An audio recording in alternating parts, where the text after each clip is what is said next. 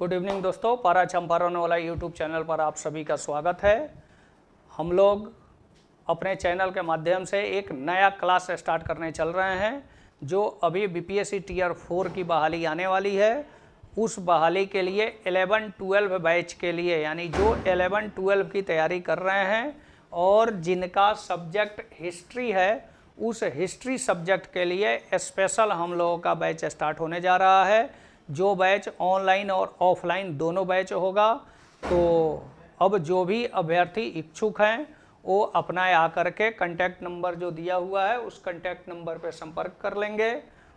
और उसके बाद केवल स्पेशल हिस्ट्री सब्जेक्ट में 11-12 की तैयारी कर रहे अभ्यर्थियों के लिए है, क्योंकि बिहार में किसी भी चैनल के माध्यम से 11-12 हिस्ट्री का स्पेशल क्लास नहीं चल रहा है। जिसमें जो अभी टीयर 4 की वैकेंसी आने वाली है, उसमें सबसे ज़्यादा सीट जो है 11-12 के बच्चों के लिए आ रहा है। और 11-12 सब्जेक्ट से ही अब अलग अलग सब्जेक्ट में अलग अलग सीटें जारी की जाएगी, जो आपके नोटिफिकेशन से स्पष्ट हो जाएगा। तो हम लोग इसके लिए हिस्ट्री और ज्योग्राफी दो सब्जेक्ट का बैच स्टार्ट करेंगे, जो 11-12 के लिए होगा। तो अब अभी हम लोगों का क्लास है, ये वीडियो के माध्यम से आप लोगों को बताया जा रहा है। जो भी यहाँ पे जुड़ेंगे उनका लाइक और सब्सक्राइब कर देंगे, और जो भी उनके दोस्त होंगे उनको शेयर भी कर देंगे, ताकि जो 11-12 की तैयारी कर रहे हैं उन बच्चों को पता चल जाए। यह बैच जो आपके सामने दिख रहा है स्क्रीन पे, जो 11-12 बैच के लिए है, बिहार शिक्षक भर्ती 2025। यह है हम लोगों का टीयर 4 11-12 के लिए। यह हिस्ट्री सब्जेक्ट का है और इसी में एक ज्योग्राफी सब्जेक्ट भी स्टार्ट होगा, हिस्ट्री और ज्योग्राफी। और इस बैच का नाम हम लोग रखे हैं मोक्ष बैच, यानी सिलेक्शन बैच के तरह मोक्ष बैच रखे हैं, जो आदमी का अंतिम लक्ष्य होता है मोक्ष की प्राप्ति। और इधर हम लोगों का 11-12 में सिलेक्शन होना मोक्ष के समान है, इसलिए इस बैच का नाम हम लोग रखे हैं मोक्ष बैच, जो ऑफलाइन और ऑनलाइन दोनों स्टार्ट होगा। क्लियर? तो आपके रिकॉर्डेड वीडियो अभी जा रहे हैं, उसके बाद इस महीने के लास्ट में हम लोग अपने ऐप पर ऑनलाइन भी बैच चालू करेंगे, और संस्थान में हम लोग अपना ऑफलाइन भी बैच स्टार्ट करेंगे। तो अब आ जाइए, हिस्ट्री का क्वेश्चन देखते हैं। आज का क्लास हम लोगों का हिस्ट्री सब्जेक्ट से है, जिसमें हिस्ट्री सब्जेक्ट से यानी जो भी सब्जेक्ट में है 80 क्वेश्चन, 80 नंबर का क्वेश्चन हम लोगों के सब्जेक्ट से आता है। 40 नंबर का क्वेश्चन हम लोग जीके जीएस वाले माध्यम से आते हैं, जनरल स्टडीज का क्वेश्चन होता है। तो आज यह जो क्वेश्चन है हम लोगों का केवल हिस्ट्री विषय से है, इतिहास सब्जेक्ट का क्वेश्चन है जो आपके सामने है। अब इस क्वेश्चन में देखिए, जितने भी हिस्ट्री सब्जेक्ट की तैयारी करने वाले हैं, आप अपना अनुमान भी लगा लीजिएगा कि कितने क्वेश्चन आपके सही जा रहे हैं, कितने क्वेश्चन गलत हो रहे हैं, तैयारी में क्या कमियां हैं उसमें सुधार कर लें। और सबसे ज़्यादा वैकेंसी जो आने वाली है, तो उसमें सिलेक्शन के लिए, सिलेक्शन के पर्पज़ से, सिलेक्शन के उद्देश्य से, क्योंकि हम लोगों का जीत ही है जीत के लिए, और इसी आधार पर हम लोगों का ये मोक्ष बैच स्टार्ट हो रहा है ऑनलाइन और ऑफलाइन, पारा चंपारण वाला यूट्यूब चैनल से। आइए, अब यहाँ पे अब हम लोगों का पहला क्वेश्चन आ गया है स्क्रीन पे, और यह क्वेश्चन है कि भारतीय उपमहाद्वीप में कृषि के प्राचीनतम साक्ष्य कहाँ से प्राप्त हुए हैं। तो कृषि का साक्ष्य मिला हुआ है कहाँ से पहली बार, तो अब यहाँ साक्ष्य दे रहा है लोथल से, जो गुजरात में है। हड़प्पा जो है वह अभी पाकिस्तान में, मेहरगढ़ हो गया बलूचिस्तान, मुंडी गौक, ये 4 स्थल है। और इन 4 स्थलों में से कृषि का प्राचीनतम साक्ष्य कहाँ से मिला हुआ है, तो हम लोगों के इतिहास में यह है कि कृषि का साक्ष्य जो है नवपाषाण काल में मिलता है, यानी नवपाषाण काल से कृषि का साक्ष्य मिला है। और इस नवपाषाण काल की शुरुआत जो है वैश्विक स्तर पर 9000 ईस्वी पूर्व माना गया है, लेकिन इसी में एक जगह आ रहा है, चारों जगह, और वह जगह है मेहरगढ़, जिसका आंसर मेहरगढ़ होगा। और मेहरगढ़ से कृषि का प्राचीनतम साक्ष्य मिला है, और इसी आधार पर नवपाषाण काल का समय जो है 7000 ईस्वी पूर्व माना गया है। क्लियर? तो यह मेहरगढ़ इसका आंसर हो जाएगा। नेक्स्ट क्वेश्चन आइए दूसरे नंबर पर। मध्यपाषाण काल में पशुपालन के प्रमाण जहाँ से मिले हैं वह स्थान है। यानी जो हम लोगों का प्रागैतिहासिक काल है, उस प्रागैतिहासिक काल के 3 काल में हम लोग पढ़ते हैं। एक पढ़ते हैं हम लोग पुरापाषाण काल, पुरापाषाण काल के बाद दूसरा काल आता है मध्यपाषाण काल, मध्यपाषाण के बाद तीसरा आता है नवपाषाण काल, और नवपाषाण काल में से यहीं आ रहा है पशुपालन। तो पुरापाषाण काल को भी हम लोग 3 भाग में बांटते हैं, निम्न पुरापाषाण काल, मध्य पुरापाषाण काल और नव या उच्च पुरापाषाण काल। तो इसमें से पशुपालन का साक्ष्य किस काल में मिला हुआ है? तो पशुपालन का साक्ष्य जो है हम लोगों का मध्यपाषाण काल से शुरू होता है, और इसी मध्यपाषाण काल की सबसे बड़ी विशेषता है कि आग की खोज जो है इसी मध्यपाषाण काल में हुआ है, और पशुपालन का साक्ष्य भी इसी काल से मिला हुआ है। और पशुपालन के साक्ष्य के लिए 2 जगह बड़े प्रसिद्ध हैं, और यह जगह है, एक राजस्थान का जगह है बागोर से, और दूसरा जगह है मध्य प्रदेश के आदमगढ़ से। यहीं से हम लोगों का पशुपालन का प्राचीनतम साक्ष्य मिला हुआ है। तो इन प्राचीनतम साक्ष्यों में से अब यहाँ ऑप्शन आ रहा है, तो आंसर हो जाएगा हम लोगों का सी, आदमगढ़। क्लियर है?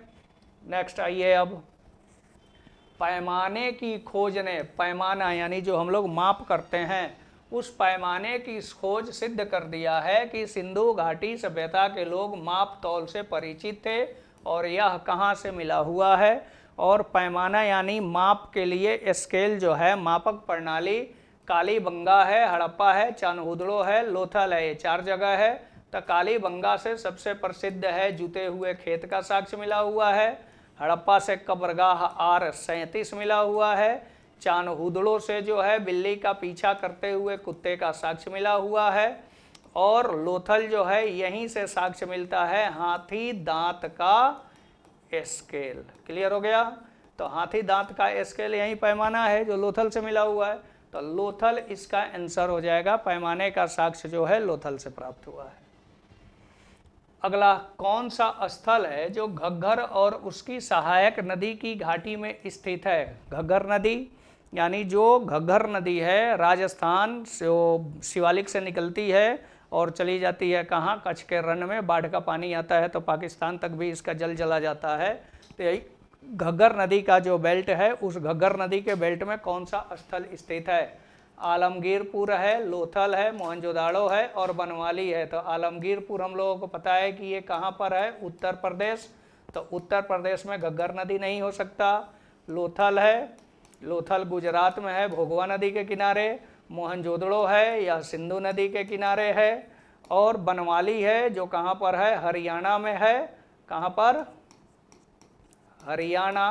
तो इसका आंसर यानी हरियाणा, घग्गर नदी जो है राजस्थान हरियाणा होते हुए, तो इसका आंसर हो जाएगा हम लोगों का बनवाली, जहाँ पर उत्तम किस्म के जौ का साक्ष्य मिला हुआ है। उसके बाद कुल्हाड़ी का साक्ष्य मिला हुआ है, हल के आकृति का खिलौना मिला हुआ है। तो आंसर हो जाएगा इसका 4 का बनवाली। अगला चलिए, किस वेद में सभा को नरिष्ठा कहा गया है?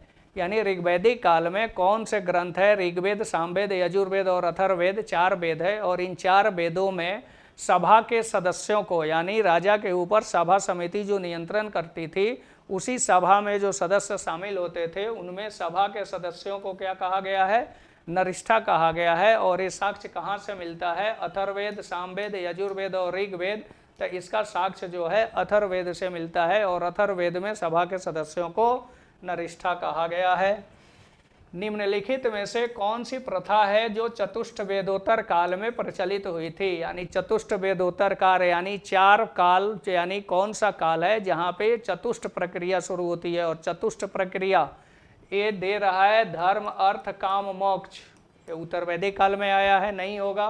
ब्राह्मण, क्षत्रिय, वैश्य, शूद्र जाति की व्यवस्था है, ये भी नहीं होगा। वेदों में चतुष्ट वेदोत्तर काल में ब्रह्मचर्य है, गृहस्थ है, वानप्रस्थ है और संन्यास है, और इंद्र, सूर्य ये देवता है। तो यहाँ पे कौन सी प्रक्रिया है जो चतुष्ट वेदोत्तर काल में स्थापित होती है? तो 4 आश्रम की व्यवस्था की जाती है। सबसे पहले ब्रह्मचर्य है, उसके बाद गृहस्थ है, उसके बाद वानप्रस्थ है, उसके बाद संन्यास आश्रम है। तो चतुष्ट वेदोत्तर में ये आता है ब्रह्मचर्य, गृहस्थ, वानप्रस्थ और संन्यास। नेक्स्ट, निम्नलिखित में से किसे ऋग्वेद में युद्ध के देवता समझा जाता है? यानी युद्ध के देवता के नाम से किसे जाना गया है? अग्नि है, इंद्र है, सूर्य है और वरुण है। तो ऋग्वैदिक काल में 33 देवताओं की चर्चा की गई है और इन देवताओं में से कौन से देवता सबसे प्रसिद्ध देवता जो है वो इंद्र को माना गया है। और इंद्र के लिए जो है 250 मंत्र समर्पित है, अग्नि के लिए 200 मंत्र समर्पित है, ठीक है, वरुण के लिए 30 मंत्र समर्पित है। तो इन देवताओं में से सबसे प्रसिद्ध देवता के रूप में इंद्र आते हैं और यही इंद्र को जो है युद्ध और वर्षा का देवता कहा गया है और इनको पुरंदर और पुरभिद के नाम से जाना जाता है। यानी वृत्त राक्षस को मार करके जब जल की सुरक्षा किए थे तो इनका नाम पुरभिद हो गया है और किले को तोड़ने के कारण इनको पुरंदर के नाम से जाना जाता है। तो यहाँ पर सबसे युद्ध के देवता यहाँ पर इंद्र महोदय हो जाएंगे। क्लियर? अगला चलिए, भगवान बुद्ध ने अपने 4 आर्य सत्य में प्रतिपादन दिया है, इनका सही क्रम सजाइए। यानी महात्मा बुद्ध का जो सिद्धांत चला था, बौद्ध धर्म की जो स्थापना किए थे, तो उनके सिद्धांतों के अनुसार 4 आर्य सत्य दिए गए हैं। और 4 आर्य सत्य का सीक्वेंस क्या है, क्रम क्या है? यानी दुख है, यानी इनका कहना है कि पूरा का पूरा संसार जो है दुखी है, कोई भी व्यक्ति नहीं है जो दुख से मुक्त है। तो पहला हो गया ए, यानी दुख है। तो भाई दुख है तो दुख का कोई ना कोई कारण होगा, बिना कारण का दुख तो हो नहीं सकता है। तो दुख का कारण है और दुख का कारण लोभ, मोह, इच्छा, तृष्णा, मोह माया का जाल है। तो दुख का कारण है और दुख निरोध दुख का कारण यानी दूसरा हो जाएगा, दुख का कारण है। तो दुख का कारण लोभ, मोह, इच्छा, तृष्णा है। अब जब लोभ मोह है तो आपको मुक्ति पाना है। तो जब मुक्ति पाना है तो क्या करना होगा? लोभ मोह का त्याग करना है। तो दुख निरोध है, यानी दुख से मुक्ति पाइए। तो दुख से मुक्ति पाने के लिए दुख का निरोध है, यानी तीसरा। तो तीसरा आर्य सत्य हो गया दुख निरोध। और तब इससे कैसे मुक्ति पाएं? क्योंकि लोभ मोह माया के जाल में फंसे हैं तो दुख है। और जब इस दुख से मुक्ति पाना है तो हमको क्या करना होगा? तो इस दुख से मुक्ति पाने के लिए हमको मार्ग की जरूरत पड़ेगी। तो कौन सा मार्ग ढूंढेंगे? तो वहीं बौद्ध धर्म में बताया जाता है, अष्टांगिक मार्ग की परिकल्पना आई हुई है। तो दुख निरोध का मार्ग है, यानी चौथा पॉइंट है। तो 4 आर्य सत्य का क्रम क्या बन गया? दुख है, दुख समुदाय है, दुख निरोध है, दुख निरोध गामनी है।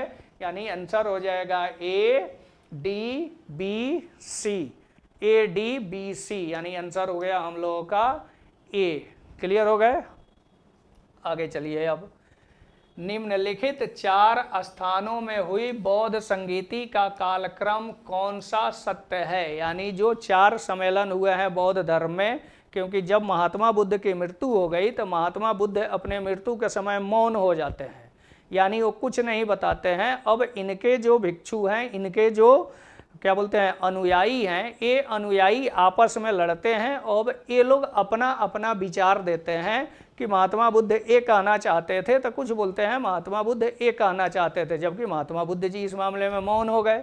तो जब मौन हो जाते हैं तब इन लोगों ने अपने धर्म का, बौद्ध धर्म के प्रचार के लिए उनके द्वारा कहे गए, यानी वो तो कुछ कहे नहीं है, अब ये लोग अनुयायी अपने अपने विचार को प्रकट करते हैं और वही विचार कर प्रकट करने के लिए इस सम्मेलन का आयोजन किए हैं। तो 4 सम्मेलन हुआ है, वैशाली है, राजगृह है, कुंडलवन है और पाटलिपुत्र है। क्लियर? तो वैशाली राजगृह यानी राजगृह पहला है। इस राजगृह में अजात शत्रु शासक था। तो अजात शत्रु के समय में पहला राजगृह। वैशाली में जो है कलाशोक नंदवंश का शासक था।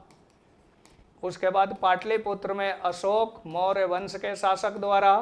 कुंडल वन में कनिष्क मौर्योत्तर काल में कुषाण शासकों के द्वारा।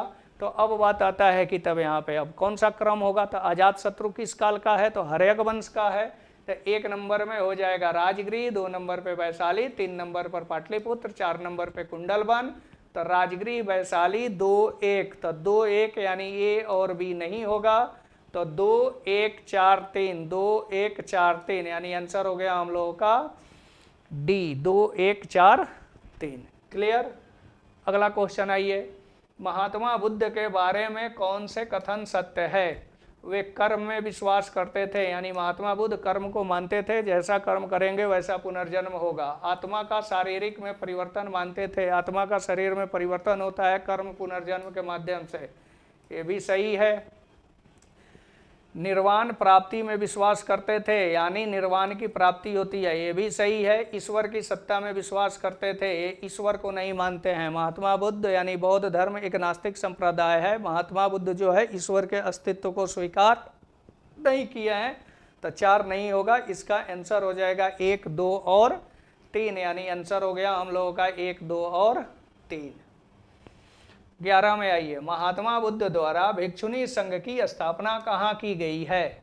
सारनाथ, कपिलवस्तु, वैशाली और गया। क्योंकि जब महात्मा बुद्ध को ज्ञान की प्राप्ति हो गई थी बोध गया से, तो ज्ञान की प्राप्ति होने के बाद अपनी दृष्टि से देखे, तब वह जाना चाहते थे, अपने गुरु को ज्ञान देते हैं, तो अलार कलाम और उद्दक राम पुत्र को देखे तो इन दोनों की मृत्यु हो गई थी।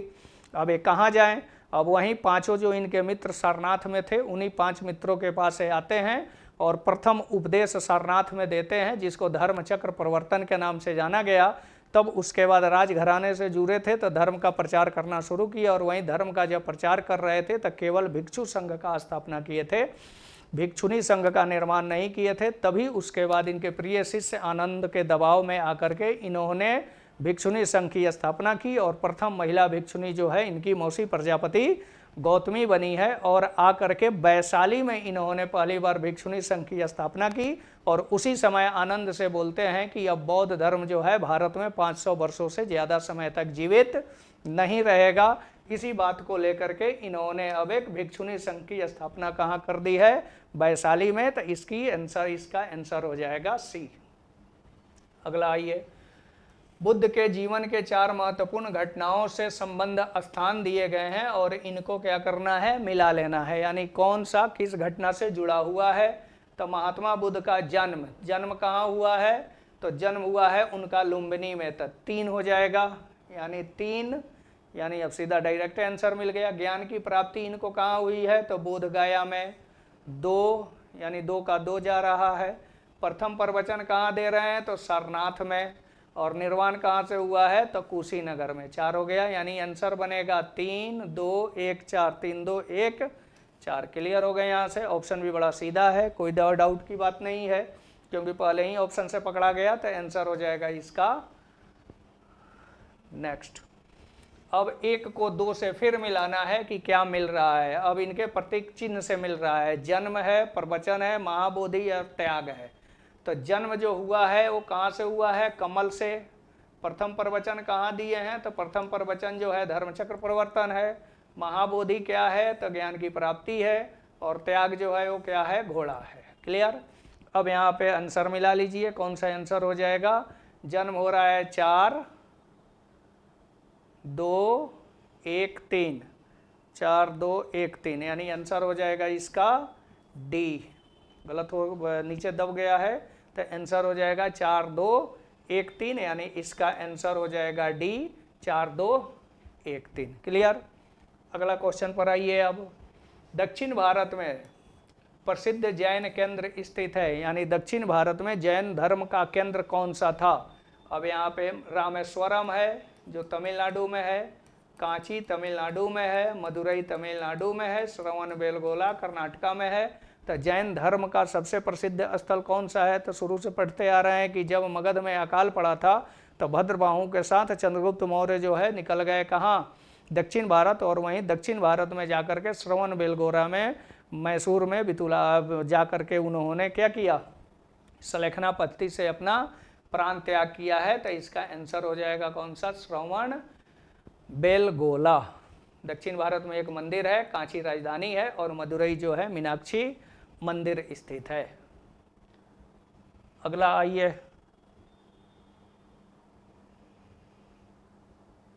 15 नंबर क्वेश्चन डिलीट हो गया है, चलिए कोई बात नहीं है। अगला क्वेश्चन आते हैं 16 नंबर पे आके देखिए कि वह स्रोत जिसमें पाटलिपुत्र के प्रशासन का वर्णन किया गया है।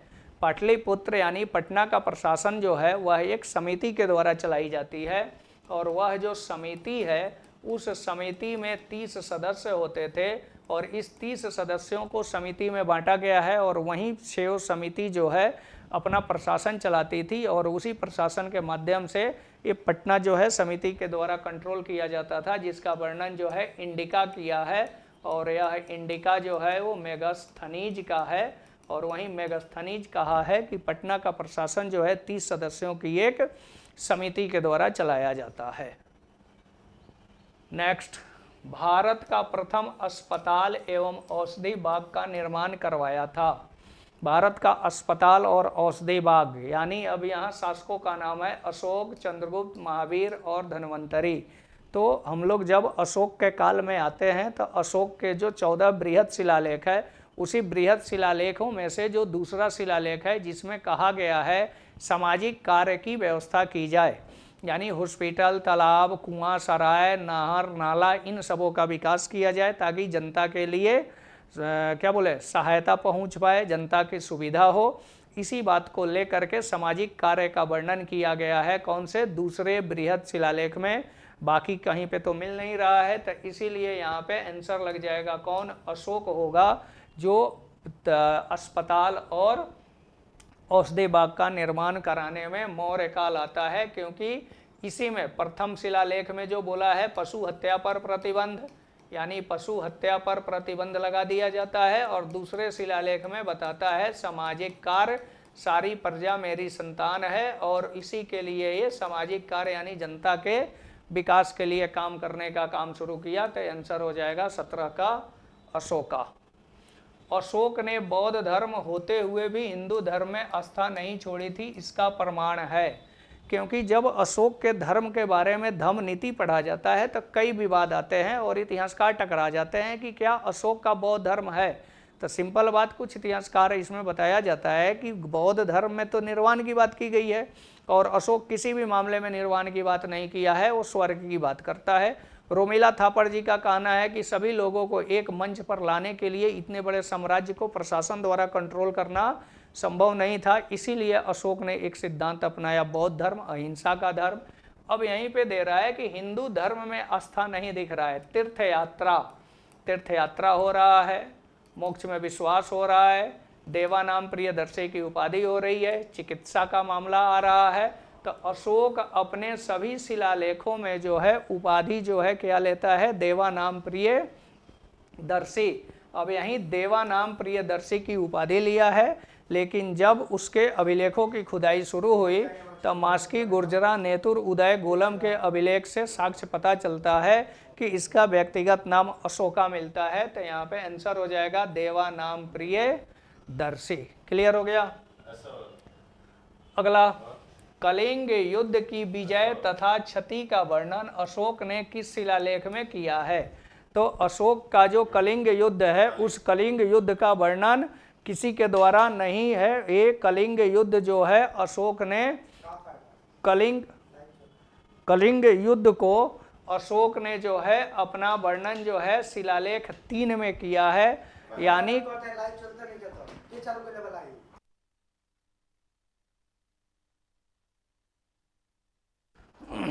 तो 13वें शिलालेख में अशोक ने जो है कलिंग युद्ध का वर्णन किया है, और इस कलिंग युद्ध को धम्म विजय के नाम से जाना है, यानी धम्म नीति बोला है, बल्कि यह कलिंग को युद्ध विजय। इसके अलावा अपने शिलालेखों में 13वें शिलालेख में सभी क्या बोलते हैं वो पड़ोसी राज्यों का भी वर्णन किया हुआ है। यही पहला शिलालेख है जिसमें पशु हत्या पर प्रतिबंध लगवाता है। दूसरा शिलालेख है जो सामाजिक कार्यों का वर्णन करता है। 12वां शिलालेख है जो सहिष्णुता यानी बड़ों का आदर, सम्मान, सहिष्णुता की बात करता है। और 13वें शिलालेख में जो है धम्म विजय की चर्चा करता है अशोक, और अपने सभी पड़ोसी राज्यों को बोलता है। किस अभिलेख में रुद्रदामन की विभिन्न उपलब्धियां वर्णित की गई है? रुद्रदामन का कौन सा अभिलेख है? तो रुद्रदामन ये भीतरी अभिलेख, नासिक अभिलेख, सांची अभिलेख, ये सारे के सारे अभिलेख जो है मौर्योत्तर काल से संबंधित है। सातवाहन, शुंग शासक और जूनागढ़ अभिलेख जो रुद्र दामन से जुड़ा हुआ है। और यहीं रुद्र दामन का जो जूनागढ़ अभिलेख है, जो संस्कृत का सबसे बड़ा अभिलेख है रुद्र दामन का जूनागढ़ अभिलेख, तो रुद्र दामन की जानकारी जो है इसी जूनागढ़ अभिलेख से प्राप्त होती है। अगला क्वेश्चन पे आ जाइए, 21 नंबर पे दिया हुआ है कि कौन सा एक अन्य तीनों से समसामयिक नहीं था। यानी ये तीन जो है एक समय के हैं और कोई एक व्यक्ति है जो बाहर का है। तब बिंबिसार है, गौतम बुद्ध, मिलिंद पन्हो और प्रसेनजित। तब बिंबिसार, गौतम बुद्ध और प्रसेनजित ये तीनों के तीनों एक समय, और मिलिंद जो है ये कौन से काल का आ रहा है, मौर्योत्तर समय का है। कब का है, मौर्योत्तर काल का है मिलिंद। तब मौर्योत्तर में, ये मौर्योत्तर काल में आता है, जबकि ये सारे के सारे जो हैं मौर्य काल के पहले में है। बिंबिसार, गौतम बुद्ध और प्रसेनजित ये शासक हैं, और यहाँ पे महात्मा बुद्ध जो है बौद्ध धर्म के संस्थापक है। तो यहाँ पर मिलिंद जो है बाहर हो जाएगा, यानी मौर्योत्तर काल में आता है। इंडो ग्रीक शासकों के समय में मिनांडर था, और वहीं नागसेन, और वहीं मिनांडर और नागसेन ये मिलिंद के बीच दोनों में अनात्म संबंधी विषयों पर चर्चा हुआ है। तो ये मिलिंद मौर्योत्तर काल का है। अगला चलिए, अब एक को दो से सुमेलित करना है कि कौन सही जा रहा है, तो मैचिंग करना है। तो यहाँ पे है पहला चिकित्सा, नाटक, खगोल विज्ञान, गणित। तो यहाँ चिकित्सा से कौन जुड़े हुए हैं, आयुर्वेद से चरक। नाटककार कौन है, विशाख दत्त, मुद्रा राक्षस देवी चंद्रगुप्तम। खगोल विज्ञान से कौन जुड़े हुए हैं, तो बराह मिहिर, गणितज्ञ खगोल विज्ञान। और गणित से जुड़े हैं ब्रह्मगुप्त। तो अब यहाँ पे हम लोगों का आंसर कौन सा बैठ रहा है, अगर आंसर की बात हम लोग करते हैं तो अब हम लोगों का आंसर हो जाएगा कौन सा, सी ए बी डी। यानी आंसर निकल जाएगा 1 2 3 4, 4 है क्योंकि 1 2 में सच गया है। तो अब इसको देख लेते हैं। तो यहाँ पे आंसर हम लोगों का मिल जाएगा 3, यानी 3 हो गया यहाँ पे। फिर नहीं, ऑप्शन गलत जा रहा है हम लोगों का। 2 1 का 3 से जा रहा है, 4 से जा रहा है, 1 से जा रहा है, 2 से जा रहा है। अच्छा चलिए कोई बात नहीं है, इसको सुधार लिया जाए। तो चिकित्सा में चरक है, तो यहाँ पे 3 हो गया, ठीक है। नाटक में विशाख दत्त है, तो यहाँ पर हम लोगों का आंसर क्या हो जाएगा, 1 हो जाएगा, 1 डाल लेंगे। खगोल विज्ञान से बराह मिहिर जुड़े हुए हैं, तो यहाँ पे 2 कर लिया जाएगा। और यहाँ पे अगला चलते हैं तो गणित है, और गणित से ब्रह्मगुप्त जी जुड़े हुए हैं, तो यहाँ पर 4 हो जाएगा। क्लियर हो गया, अब डाउट खत्म। तो यहाँ पे आंसर हो जाएगा हम लोगों का डी, ए गुप्त काल से संबंधित है। क्लियर। नेक्स्ट आइए, फिर सूची 1 को सूची 2 से मिलाना है। कौन किससे मिल रहा है, अमीर खुसरो, तो ये किससे टकराएगा, अलाउद्दीन खिलजी से। कालिदास जी, कालिदास क्या है, तो 9 रत्न में से हैं गुप्त काल के। तो 9 रत्न किसके दरबार में रहते थे, तो चंद्रगुप्त के दरबार में रहते थे। चंद्रगुप्त, हरिसेन इलाहाबाद प्रशस्ति वाले, समुद्रगुप्त, बाणभट्ट, हर्षवर्धन। अब आंसर हो जाएगा 4 1 2 3, 4 1 2 3, ये हो गया 4 1 2 3, यानी आंसर निकल जाएगा हम लोगों का बी, यानी यहाँ पे आंसर होगा बी, 4 1 2 3। अगला चलिए, फिर यहाँ पे सूची 1 को सूची 2 से मिला लेना है और सही कर लेना है। फिर मैचिंग का क्वेश्चन है, बैद्यनाथ धाम, यानी बैद्यनाथ धाम कहाँ, झारखंड में है। और बैद्यनाथ धर्म क्या है, तो 12 ज्योतिर्लिंग में से एक भोले बाबा शिव जी का मंदिर है। तो यहाँ पर हो जाएगा शिव मंदिर, बैद्यनाथ धाम शिव मंदिर। उसके बाद आता है सारनाथ, यूपी वाला। सारनाथ में जा रहा है कौन सा, बुद्ध का शांति मंदिर, यानी सारनाथ में हो जाएंगे कौन, बुद्ध महोदय। उसके बाद आ जाता है दिलवाड़ा, दिलवाड़ा का जैन मंदिर माउंट आबू पर्वत पर स्थित है, तो दिलवाड़ा का जैन मंदिर। और बद्रीनाथ उत्तराखंड, 12 ज्योतिर्लिंगों में से विष्णु मंदिर। ये 4 हो गए। तो अब हम लोगों का आंसर बन जाता है 2, यानी 2 हो गया, 3 हो गया, 1 हो गया, 4 हो गया, यानी सीधा डायरेक्ट ऑप्शन 1 1 से आंसर पकड़ा जा रहा है। यानी इसका आंसर ए हो जाएगा, 2 3 1 4।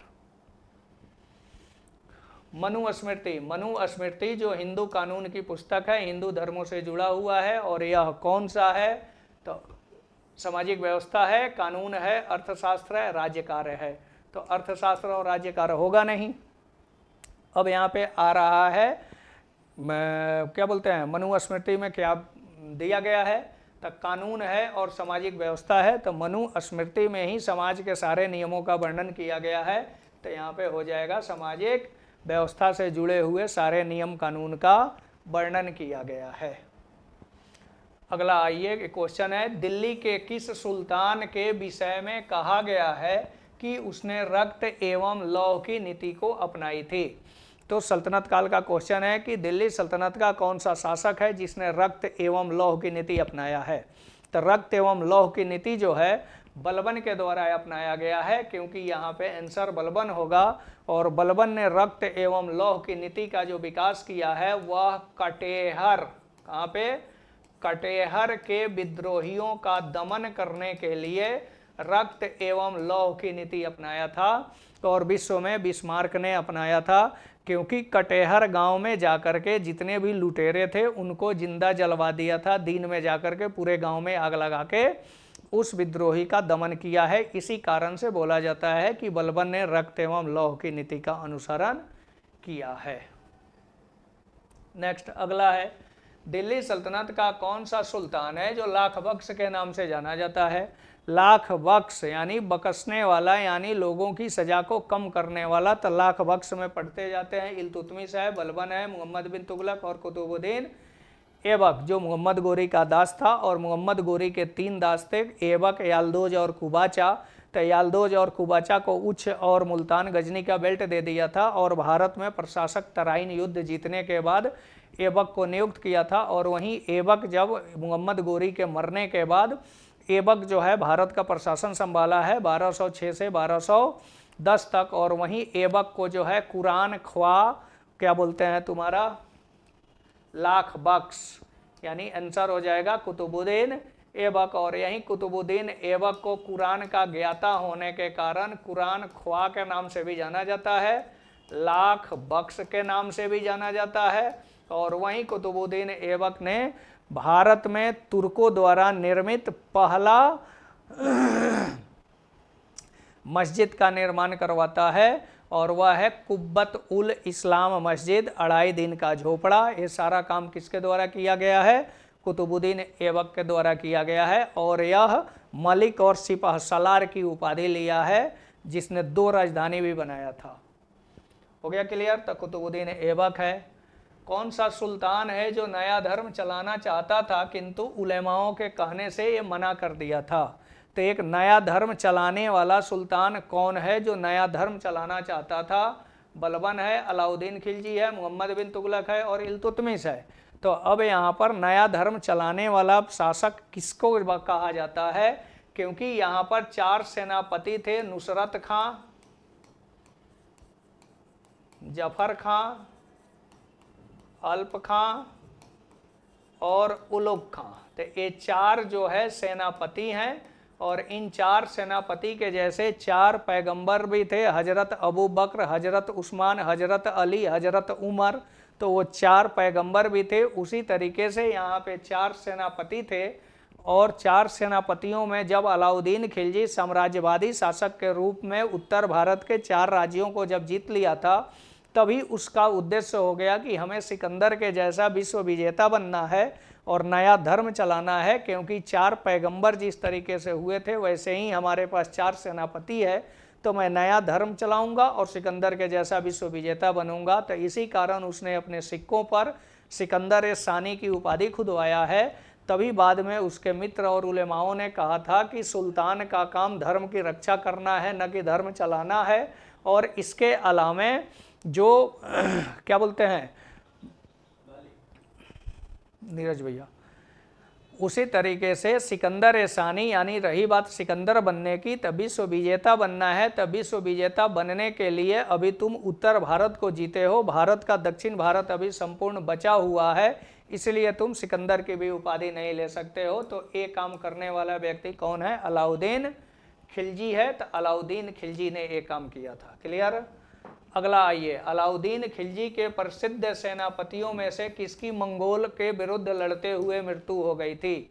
अब देखिए 4 सेनापति हैं, जफर खां, नुसरत खां, अल्प खां और उलुग खां।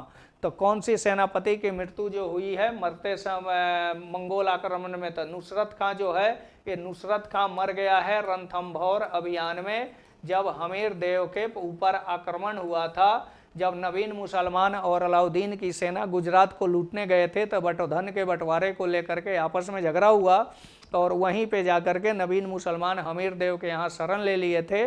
तब राणा हमीर देव ने इन मंगोलों को वापस करने से मना कर दिया था। तब नुसरत खां गया था तो उस अभियान में वो मारा गया। तब अलाउद्दीन खिलजी जाकर के अभियान किया है, तो नुसरत खां रणथंभौर अभियान में मर जाता है। और इसका एक सेनापति जफर खां है, ये जफर खां जो है मंगोल आक्रमण में मर जाता है। तो मंगोल आक्रमण के समय मरने वाला शासक यहाँ पे जफर खां है। और अल्प खां जो है दक्षिण भारत का विजय किया है। कौन सा? दक्षिण भारत का विजय। यहीं अल्प खां प्लस मलिक काफूर जो गुजरात अभियान से हिजड़ा को खरीद के लाया था 1000 दिनार में, इसी के कारण मलिक काफूर को 1000 दिनारी के नाम से भी जाना जाता है। और यहीं मलिक काफूर जो है दक्षिण भारत और उलुग का अल्प खां, ये दोनों जाकर के दक्षिण भारत को जीते हैं। तो आंसर हो जाएगा कौन? जफर खां, जो मंगोल आक्रमण में उसकी मृत्यु हुई है। अगला, किस सुल्तान के काल में, कौन सा सुल्तान है जिसमें खालिसा भूमि में अधिक पैमाने पर विकसित हुआ है? खालिसा भूमि, खालिसा भूमि का मतलब होता है राज्य की भूमि। राज्य की भूमि में सीधा इनकम जो है राजकीय खजाने में आता है। और वहीं राजकीय खजाने यानी खालिसा भूमि का विस्तार किसके काल में हुआ था? तो इल्तुतमिश जो था, तो इल्तुतमिश जब यहाँ पे शासक बन के आया और शासक जब बना तो दिल्ली में एक प्रशासनिक व्यवस्था का निर्माण किया, लेकिन स्थिति कमज़ोर होने के कारण इल्तुतमिश ने इक्तादारी व्यवस्था लागू किया है और मुल्तान से लेकर के लखनऊ तक का सारा बेल्ट जो है इक्ता भूमि में बंटवारा कर दिया है। तो इक्ता भूमि में बांट दिया। इक्ता भूमि में बांटने के बाद सारे अमीरों के पास भूमि चली गई और इक्ता भूमि पर प्रशासनिक और कर दोनों अधिकार दिए जाते थे अमीर को। उसके बाद गयासुद्दीन बलबन आता है। तो बलबन जब आगे आकर के शासक बनता है तो बलबन ने आकर के फवाजिल रकम की बात की, अमीरों को नियंत्रित करने की कोशिश किया और बोला था कि जो एक्स्ट्रा बच जाते हैं अमीर से वो ला करके राजकीय खजाने में जमा करें। ये नहीं हुआ। अलाउद्दीन खिलजी, यानी यहाँ पे आंसर अलाउद्दीन खिलजी का होगा, क्योंकि अलाउद्दीन खिलजी जो है दिल्ली का सबसे साम्राज्यवादी शासक था और उसने अपनी सारी नीति मजबूत करके रखी थी, कठोरता का पालन किया था, प्रशासनिक व्यवस्था से उलेमाओं को बाहर रखा था, काजी और उलेमाओं को। इसके बावजूद भी सबसे ज़्यादा विद्रोह इसी के काल में हुए थे। तो अलाउद्दीन खिलजी ने अपने विद्रोह के कारणों का जांच कराया और वहीं विद्रोह के कारणों का जांच कराने के बाद अलाउद्दीन खिलजी ने निर्णय लिया कि धन के संकेंद्रण होने के कारण इतने विद्रोह हो रहे हैं, इसीलिए इसने सारे अमीरों से इक्ता भूमि छीन लिया। और अलाउद्दीन खिलजी जो है इक्ता भूमि को छीन करके इक्ता भूमि ले लिया और इक्ता भूमि लेने के बाद जो है ये पहली बार भूमि की माप करवाई। भूमि की माप करा करके सभी इक्ता भूमि को खालिसा भूमि में बदल दिया। खालिसा भूमि में बदलने के बाद भू राजस्व भी जा करके अलाउद्दीन खिलजी 50% कर दिया, 1/2 कर दिया और सारे अमीरों को नियंत्रित करने की कोशिश किया है। ये है अलाउद्दीन खिलजी। नीरज जी, ये अलाउद्दीन खिलजी है। क्लियर? तो आंसर हो जाएगा अलाउद्दीन खिलजी, जो साम्राज्यवादी शासक के नाम से जाना जाता है। अगला, भारत में सर्वप्रथम सांकेतिक मुद्रा का प्रचलन किया था। सांकेतिक मुद्रा कौन चलाया था? अकबर है, खिलजी है, बहलोल है, मोहम्मद बिन तुगलक है। जब विश्व स्तर पर चांदी की कमी हो गई थी, तब विश्व स्तर पर चांदी की कमी होने पर विश्व स्तर पर चांदी की कमी हुई थी और इसी कमी को पूरा करने के लिए मोहम्मद बिन तुगलक ने पहली बार कांसे का सिक्का जारी किया था। कौन सा? कांसे का सिक्का जारी किया। और वहीं कांसे का सिक्का जारी तो कर दिया, लेकिन भ्रष्टाचार को रोक नहीं पाया, जिसके चलते प्रत्येक अमीरों के घर में टकसाल बन गए थे, अर्थव्यवस्था गबड़ा गई इसकी। तो उसके समय में विद्रोह हुआ और ये है मोहम्मद बिन तुगलक। तो पहली बार सिक्का यानी सांकेतिक मुद्रा चलाने वाला व्यक्ति जो है मोहम्मद बिन तुगलक, जो सल्तनत काल का सबसे योग्य शासक था। लेकिन इसकी सारी योजना जीवन में अपने शासन काल में 5 काम किया है, 5 काम इसका फेल हो गया और इसे इतिहास में पागल सुल्तान के नाम से जाना जाता है। तो ये हो जाएगा मोहम्मद बिन तुगलक। अगला आइए, तैमूर के आक्रमण के बाद भारत में किस वंश का शासन स्थापित हुआ था? यानी जब तैमूर का आक्रमण हुआ था तो तैमूर का आक्रमण 1398 में दिल्ली पर हुआ था। और वहीं दिल्ली पर जब तैमूर का आक्रमण हुआ, नसीरुद्दीन महमूद उस समय तुगलक वंश का शासक था। और वहीं दिल्ली जीतने के बाद उसने खिज्र खां को नियुक्त करके चला गया और खिज्र खां आया और 1414 में आकर के दिल्ली पर आक्रमण किया और दिल्ली पर आक्रमण करके तुगलक वंश का अंत किया और अंत करके सैयद वंश की स्थापना कर दिया। कौन? खिज्र खां ने। और वहीं खिज्र खां जो आया है तो वह रैयत ए आला की उपाधि लिया है। कौन सी उपाधि लिया था? रैयत ए आला की उपाधि लिया। तो तैमूर के आक्रमण पर तुगलक वंश के बाद दिल्ली में सैयद वंश की स्थापना हुई है खिज्र खां के द्वारा। किस सुल्तान ने एक नगर बसाया था जहां अभी आगरा है? जब सैयद वंश का अंत होने लगा तो सैयद वंश का राज्य आकर के सिमट गया, क्योंकि तैमूर के आक्रमण के बाद 3 राज्य मालवा, जौनपुर और बंगाल तीनों स्वतंत्र हुए। गुजरात स्वतंत्र हुए थे। गुजरात को जफर खां ने, मालवा को दिलावर खां धूरी ने और जौनपुर को मलिकुस सरकी ने स्वतंत्र कर लिया था। अब धीरे धीरे ये राज्य छोटे होते जा रहे थे, तभी उसके बाद बहलोल लोदी को सत्ता दी गई और भारत में लोदी वंश की स्थापना हो जाती है 1451 में। और बहलोल लोदी ने अफगानियों की भुखमरी को दूर करने के लिए टिड्डियों की झुंड की तरह भारत में अफगानी को बसाया था। और ये बहलोल लोदी को प्रथम अफगान वंश का संस्थापक कहा जाता है। क्या बोला जाता है? प्रथम अफगान वंश का संस्थापक बोला गया है बहलोल लोदी को। और दूसरे अफगान वंश का संस्थापक जो बोला जाता है शेरशाह सूरी को। क्लियर हो गया है? तो अफगान वंश के संस्थापक है। तो वहीं जब बहलोल लोदी का उत्तराधिकारी सिकंदर लोदी हुआ तो वहीं सिकंदर लोदी ने जा करके सबसे पहले आगरा शहर को बसाया और आगरा शहर को बसाने के बाद राजधानी आगरा को बना दिया था। तो सिकंदर लोदी जो है आगरा शहर को भी बसाया है और वहीं पर राजधानी भी बनाया है। क्लियर है?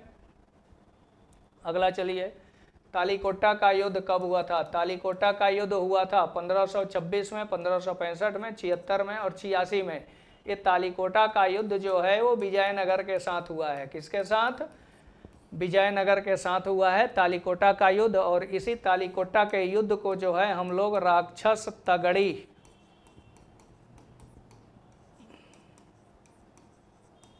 बनी हट्टी के युद्ध के नाम से जानते हैं, जो कृष्णा नदी के तट पर लड़ा गया है। कौन सी नदी? कृष्णा नदी के तट पर लड़ा गया है। और यहीं विजयनगर का मामला है। एक तरफ विजयनगर है और एक तरफ 4 मुस्लिम राज्य हैं। कितने राज्य हैं? 4 मुस्लिम राज्य है।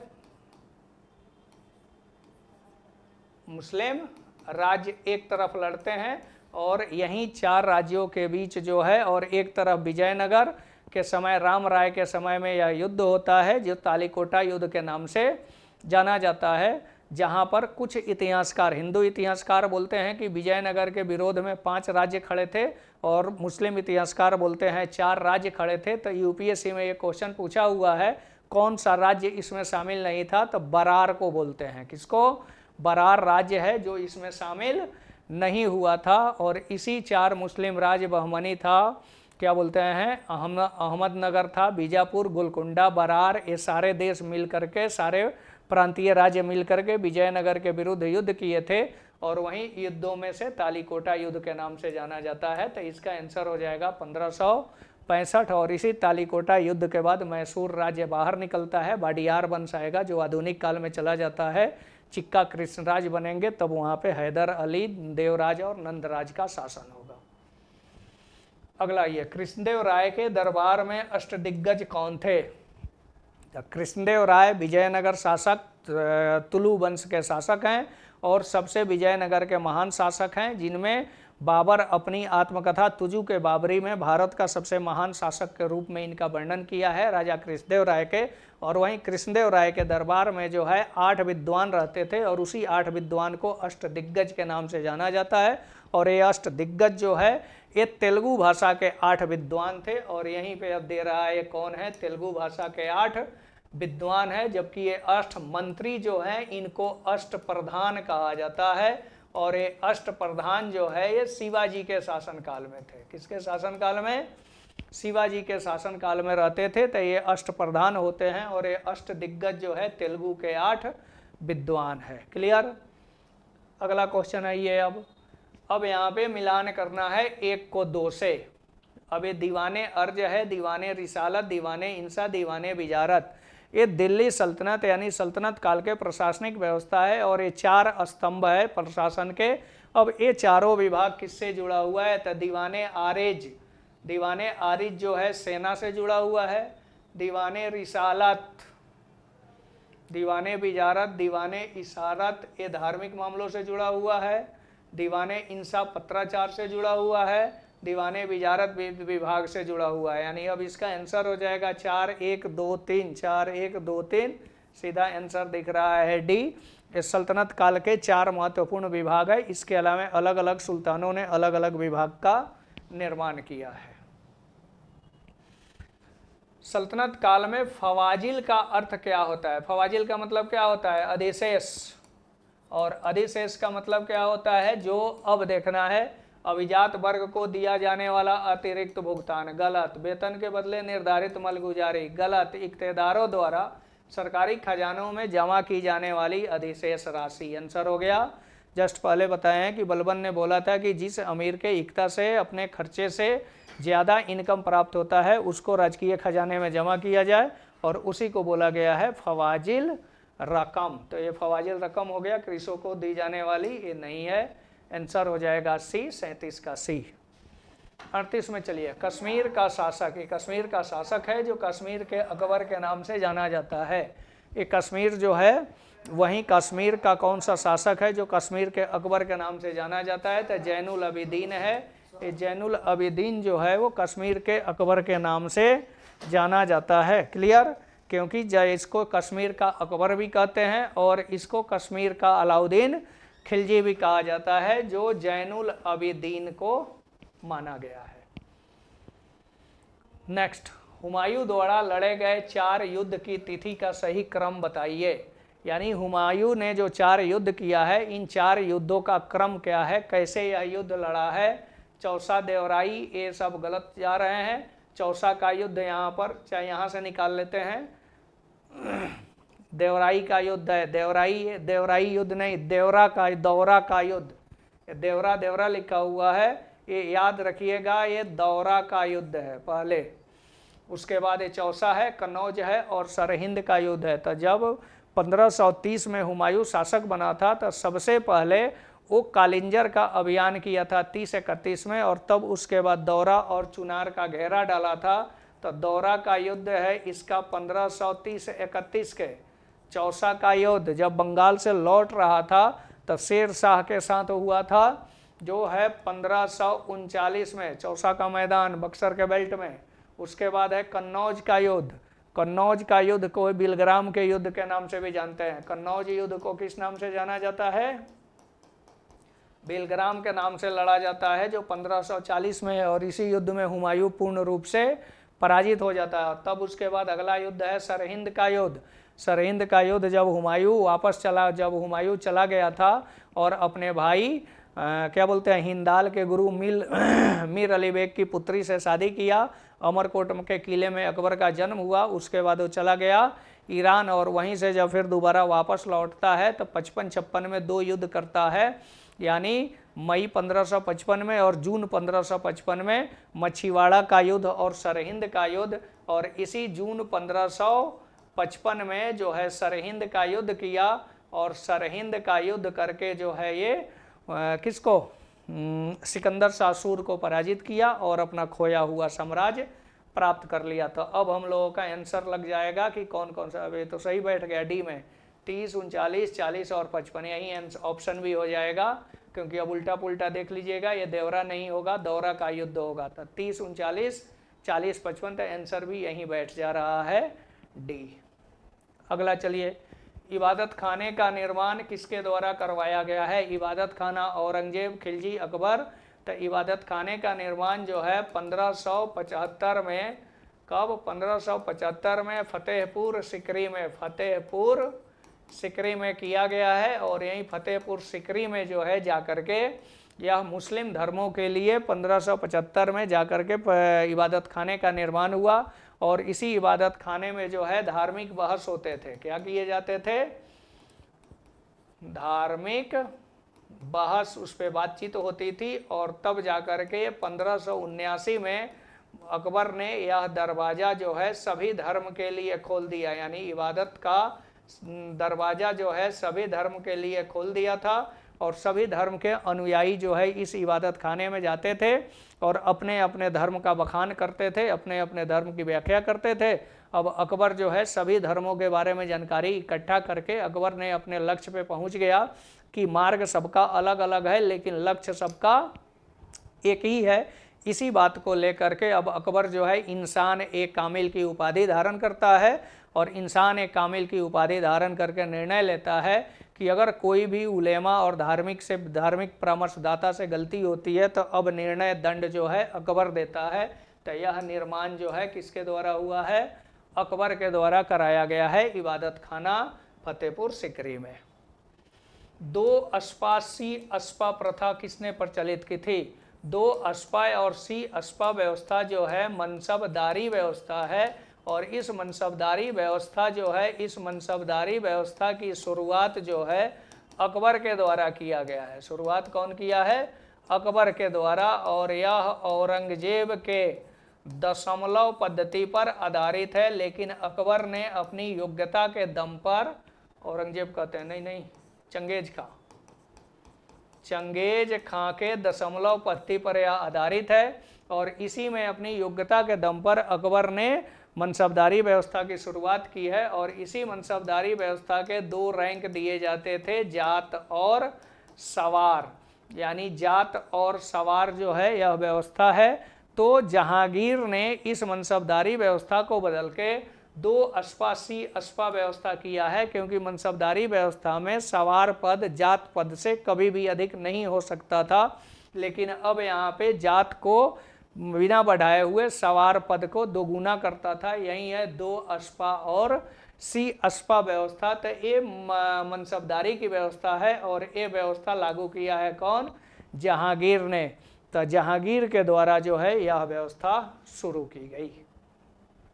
अगला चलिए, मुगल मनसबदारी व्यवस्था के संदर्भ में कथनों पर विचार करिए। जो मनसबदारी व्यवस्था चल रही है, ये जात सवार पद दिए जाते हैं, सही है। मनसबदार अनुवांशिक अधिकारी होते हैं। अनुवांशिक अधिकारी मतलब वंशानुगत है, वंशानुगत नहीं होते हैं। मनसबदारों के 3 वर्ग थे, एकदम सही बात है। दीवान कार्यालय द्वारा वेतन दिया जाता था, यानी मनसबदार की नियुक्ति मीर बख्शी के द्वारा की जाती है। अनुशंसा मीर बख्शी करता है, लेकिन इनको जो क्या बोलते हैं वो वेतन दिया जाता था, भूमि जो दिया जाता था, जो भी काम होते थे, ये सारा का सारा काम दीवाने आला या दीवाने विजारत के द्वारा किया जाता था। तो 1, 3, 4 यहाँ पर आंसर होगा। अनुवांशिक, अनुवांशिक का मतलब हो गया, अगला है, हाँ नहीं, ये भी सही हो जाएगा, अनुवांशिक भी आ जाएंगे, क्योंकि अनुवांशिक का मतलब होता है यहाँ पर कि जब मनसबदार की नियुक्ति होती थी तो जो पुराने मनसबदार थे उनके क्या बोलते हैं, उनके बेटे को ज़्यादा प्रश्रय दिया जाता था। लेकिन मनसबदारी व्यवस्था जो है वंशानुगत नहीं था कि ये व्यवस्था आपको दी जाएगी तो वहीं आपको भी मनसबदारी के रूप में मिलेगा, क्योंकि मनसबदारी जो है ये योग्यता पर आधारित था। मनसबदारी किस आधार पर आधारित था? योग्यता के आधार पर आधारित है। तो इसका आंसर हो जाएगा 1, 2, 3 और 4। क्लियर? अगला चलिए, अब किस मुगल बादशाह ने बलबन द्वारा किया गया दरबारी सिजदा पाबोस को समाप्त कर दिया? तो सिजदा पाबोस और कदम चुंबन यानी अपनी मुकुट लाकर रखना है दरबार में आते समय, तो यह सिजदा पाबोस की प्रथा को जो है शाहजहां ने बंद कर दिया, यानी शाहजहां सिजदा पाबोस की पत्ती को हटा दिया। बीबी का मकबरा का निर्माण किसने करवाया है? तो बीबी के मकबरा का निर्माण जो है औरंगजेब के द्वारा करवाया गया है। और यह मकबरा जो है औरंगाबाद में बना हुआ है। और इसकी पत्नी जो है रबिया दुर्रानी, कौन है? रबिया दुर्रानी, यहीं रबिया दुर्रानी के नाम से इसे दक्षिण का ताज महल भी कहा जाता है, या इसे द्वितीय ताजमहल के नाम से भी जानते हैं। तो कौन है? रबिया दुर्रानी। औरंगजेब के द्वारा बीबी का मकबरा बना है। किस मुगल बादशाह को जिंदा पीर कहा जाता है? जिंदा पीर के नाम से औरंगजेब को ही जिंदा पीर कहा जाता है। क्लियर है? नेक्स्ट अगला आइए, धर्मत का युद्ध। कौन सा युद्ध?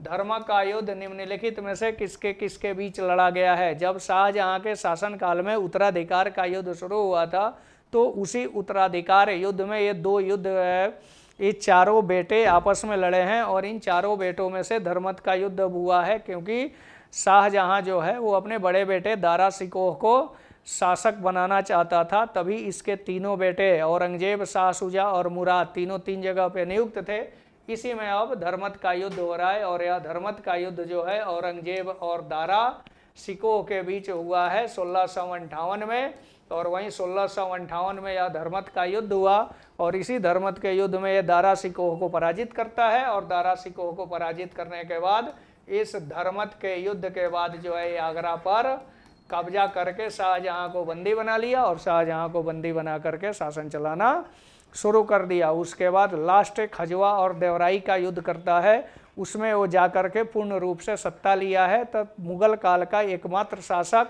जो अपना 2 बार राज्याभिषेक करवाया है, और औरंगजेब का 2 बार राज्याभिषेक जो हुआ है वो दोनों राज्याभिषेक दिल्ली में हुआ है।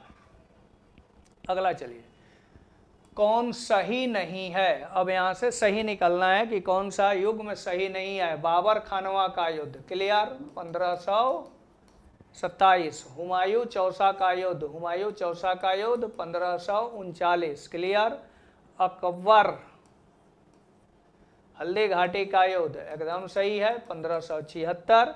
जहांगीर बल्ख युद्ध, ये गलत हो गया, ये बल्ख का युद्ध जो है वो शाह जहां के समय में हुआ है, और वहीं शाहजहां के समय में बल्ख अभियान हुआ था, और यह अभियान इतना बुरा अभियान हुआ था कि इसी अभियान से खुश होकर के तो कंधार जो है मुगल के हाथ से निकल जाते हैं, और यहीं पे जाकर के नजर मोहम्मद और पीर मोहम्मद, ये 2 बाप बेटे थे, इन्हीं के ऊपर जाने के लिए शाहजहां के शासनकाल में बल्ख अभियान हुआ है। और इसी बल्ख अभियान के बारे में कहा जाता है कि दुश्मन तो दुश्मन है, मित्र को भी वहाँ पे सत्ता पे नहीं बैठाया गया है। सबसे ज़्यादा नुकसान इसको बल्ख और बुखारा के क्षेत्र में हुआ है, अभियान के क्षेत्र में। तो यहाँ पे आंसर हो जाएगा कौन सा? डी। नेक्स्ट चलिए, मुगल काल के निम्नलिखित युद्धों का कालक्रम निकालना है, और कौन सा क्रम कूट को चुनना है। घाघरा का युद्ध 39, खानवा का युद्ध 1527, चौसा का युद्ध 1539, सामूगढ़ का युद्ध। सामूगढ़ का युद्ध जो हो जाता है वो किसके कब होता है? सामूगढ़ का युद्ध वहीं हो रहा है, किसके किसके बीच? वहीं सत्ता के संघर्ष के लिए औरंगजेब के बीच में था। ये युद्ध हो रहा है 1658, क्लियर है। धर्मत का युद्ध, सामूगढ़ का युद्ध, क्या बोलते हैं, देवराई का युद्ध, और खजवा का युद्ध, बहादुरगढ़ का युद्ध, 5 युद्ध हुए थे मुगल काल में। फरवरी में, अप्रैल में, मई में, जून में, और जून में आगरा पे कब्जा कर लेता है, क्लियर। तो यही हो गए ये हमारे युद्ध। अब इसका क्रम चेक कर लेना है, यानी 2 हो जाएगा, क्या लिख दिया है, चौसा और घाघरा, ये 1529 आएगा। हाँ, तो 2 1 3 4, 2 1 3 4 आंसर हो जाएगा हम लोगों का ए। पंजाब में अमृतसर नगर को किसने बसाया था? तो गुरु नानक, गुरु गोविंद, तेग बहादुर, गुरु रामदास, यानी यही गुरु रामदास जी थे। और इन्हीं को अकबर ने जो है 500 बीघा जमीन दान में दिया था, क्लियर। और वहीं जमीन में दान में दिया था, तो इसी अकबर ने यहीं पर, यानी 500 बीघा जो जमीन है, इसी जमीन पर अमृतसर नगर को बसाया, यानी अमृतसर शहर बसाया गया था। और इस अमृतसर का प्राचीन नाम जो था वो रामदासपुर था। क्या नाम था इसका? रामदासपुर, क्लियर है। तो ये रामदास जी ने अमृतसर शहर को बसाया है। 50 में आइए अब, किस सिख गुरु की मृत्यु के लिए औरंगजेब जिम्मेदार है? अब ये 5 है, गुरु गोविंद सिंह, तेग बहादुर, रामदास और गुरु अंगद। तो गुरु अंगद जो है ये दूसरे गुरु हैं, तो इसमें से गुरु तेग बहादुर 9वें गुरु हैं। तो इसमें बी में औरंगजेब जो है इनको दिल्ली बुलाया था और दिल्ली बुला करके इनके सिर को काट दिया था, जिनके सम्मान में शीशगंज गुरुद्वारा बनाया गया है। और गुरु गोविंद सिंह 10वें गुरु हैं। तो इन्होंने गुरु गोविंद सिंह का औरंगजेब के सेनाओं के साथ युद्ध हुआ था, उसके बाद इनको क्या बोलते हैं, एक से पठान ने इनको मार दिया और इनकी हत्या कर दी। तो 10वें गुरु गुरु गोविंद सिंह, उसके बाद गुरु का पद समाप्त हो गया। तो गुरु तेग बहादुर जी हैं, 9वें गुरु हैं, जिनकी हत्या के लिए औरंगजेब जिम्मेदार है। चलिए, ये हो गया। अब जितने भी अगर वीडियो देख रहे हैं, वीडियो पसंद आ जाए, वीडियो अच्छा लगे, तो आप इसको लाइक और सब्सक्राइब कर दीजिएगा और अपने दोस्तों के पास शेयर भी कर दीजिएगा, ताकि उनको इसकी सूचना मिल जाए।